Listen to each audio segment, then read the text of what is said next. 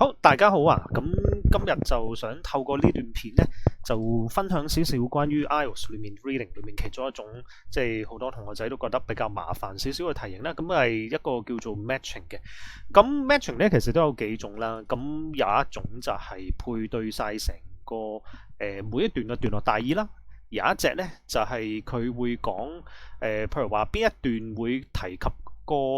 某一啲嘅資料啦，咁亦都有一啲係俾咗一句句子嘅上半句，然之後你就要配對下半句咁樣之類嘅題目啦。咁而今日咧，我哋就會討論一下，即係中間我啱啱所講，譬如話就係呢一隻啦，下面呢一個係啦，咁就係啦，就係呢一隻啦。佢成日都話啊，which section contains the following information 呢一句啦。咁有陣時可能會用多過一次咁樣嘅，咁就會去處理咗呢一種即係嘅題目嘅少少嘅方法啦，咁啊分享俾大家去睇下嘅。咁其實做呢啲之前呢，咁我哋其實就係最好嘅方法，其實就係要對於你嗰篇文章有，即係特別你唔係好熟佢個話題啦，你睇有少少一個背景資料啊嘛啦。咁因為你有個明白咗佢嘅背景資料，開始佢講啲乜嘢嘅事物嘅時候咧，你睇題目你先會睇得去明白佢所指嘅嘢嘅，係啦。咁今次我就主要係講點樣去解題啦，咁所以就呢段短片就唔會去睇埋嗰個嘅 reading passage 咁樣嘅，咁淨係會去即係睇題目嗰時候點樣去做分類啦。咁我個分類咧，咁我哋其實就會點樣去睇咧？咁就住啱啱今次呢個例子咧，就總結咗個要點嘅，係啦。咁其實就係啲咩咧？咁我哋其實因為佢係一個呢啲叫做去配對呢一個裏面提過嘅嘢啦，咁言下之意即係話佢當時呢8條題目啦，呢8條題目所講嘅嘢咧，佢其實係篇文章裏面係一定有講嘅，即係佢唔似你嗰啲 true false not given 嗰啲咧，咁即係佢如果嗰樣嘢係特別係 not given 啦，咁佢冇講過噶嘛，又或者可能係 false 嘅話，咁其實佢會同原文所講嘅嘢係矛盾啊、相反啊咁樣啦。咁所以其實佢就係，所以其實做呢啲 matching 嚟講咧，其實就係反而要確立佢其實係一篇文章裏面佢分開咗邊啲嘅 sub ideas 咁樣啦。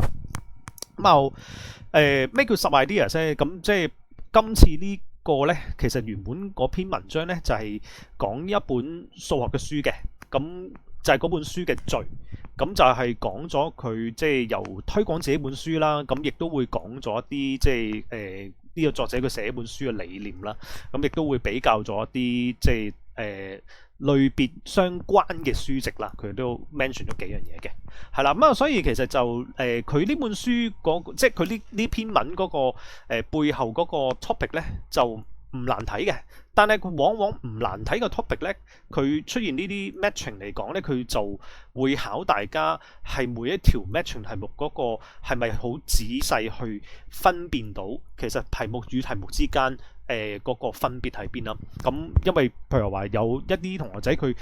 見到佢會講數學嘅書，但係佢就好籠統就咁講話書咯、數學咯，咁但係其實就係佢會分開咗好幾樣嘢嘅。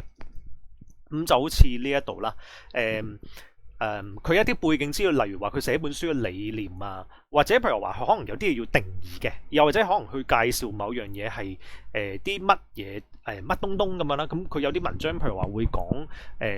叫做太陽能淨化器咁樣嘅，咁佢就會有個背景資料講佢嗰個設備其實係點樣運作啊，或者佢個意念，或者點解佢嗰個嘅企業家會諗咗個咁樣嘅產品出嚟啦。咁呢啲其實我哋為之叫背景資料。咁如果我發覺佢有啲嘢係講緊一啲背景資料嘅，咁其實我哋就會判斷為佢會係偏向一篇文章裏面比較開頭嘅位嘅，咁即係呢個其實我就會喺題目裏面可以預測到一啲嘢啦。咁除咗呢啲嘢之外咧，有陣時就話啦，喂，可能佢會對比嘅，咁即係呢個如果你對比嘅話，咁你 make sure 你睇嗰段落要at least 係真係講緊兩件事啦，咁而唔係淨係講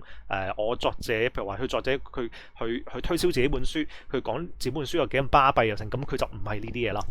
咁呢個下面都相關嘅，譬如話佢講一件事定多件事件啦，定還是係純粹提及啦？因為佢有啲題目叫純粹提及，咩意思咧？就好似呢一條咁啊，reference to 咁呢啲啦，又或者譬如話佢叫 mention， 咁呢啲咧其實佢純粹就話我有提過就得啦，唔需要仔細嘅解釋。但係如果譬如話我去到上面呢一度啦 ，the way。The way 就唔係解一條路嘅 ，the way 咧喺一句譬如話我哋啲子句裏面嚟用咧，好多時個意思就係解如何，即係 how 或者 why 嗰啲意思，所以佢就唔係齋係 mention 話呢本唔係一本普通嘅書，佢要講佢點解唔同，或者佢與眾不同，佢個特點、佢個賣點或者佢特色喺邊。咁所以呢度就係我哋要需要咁樣去睇題目咧，我哋先至可以好小心咁樣去區別到，因為好多你發覺佢啲選擇又有 mathematical 啊，有 mathematics 啊。如果你齋係好籠統，好似當佢好似一啲 keyword 咁樣睇嘅話，你就會唔能夠分辨到佢題目嘅要點，你會覺得好似睇啲8條題目個感覺好似都係講緊同一樣嘢咁樣咯。咁啊，所以其實就係我哋要去就要注意，其實就係點樣去分辨啦。咁呢一度啦，咁首先呢8條題目啦，咁我都講一講啦。咁首先話 a reference to books， 嗱，大家要留意啦，佢係有 books 嘅 ，books 嘅意思即係話唔止一本啦，唔止一本，咁所以其實佢係可能係包埋今次作者呢本書啦，又或者可能唔包都得嘅，係啦，咁即係因為其實佢話一堆書咁樣啦。咁所以其實我哋佢所講嘅書，我哋就本身已經需要去考慮到，究竟其實佢係咪講緊作者呢本書啦嚇。咁呢個唔知啦，我哋即係如果譬如話冇睇過題目，咁但係我哋初步就要咁樣去預計嘅。28 The way 頭先所講啦，點解啦？點解佢唔係一本普通嘅數學書啦？咁即係佢係要講佢個賣點，或者佢好突出嘅地方，可能有陣時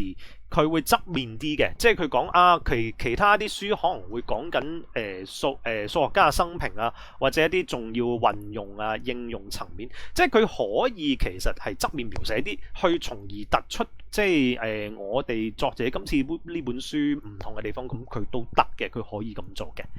29就話 personal examples of being helped by mathematics， 咁例子就 personal 即係咩意思？個人即係譬如話一啲叫做受訪嘅用家啊嗰啲又成，譬如話佢又未必一定要開全名嘅，即係佢可以譬如話咩A 用家 B 用家，或者譬如話一個